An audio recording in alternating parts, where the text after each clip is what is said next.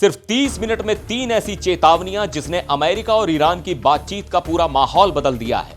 Geneva में दोनों देश न्यूक्लियर डील पर बात करने बैठे ही थे कि ईरान के supreme leader Ayatollah Ali Khamenei ने डोनाल्ड ट्रंप को सीधा टारगेट कर लिया। खामेनेई ने साफ कहा है कि अमेरिका के पास दुनिया की सबसे ताकतवर सेना हो सकती है, लेकिन उसे ऐसी चोट दी जा सकती है कि वो दोबारा उठ ही ना पाए।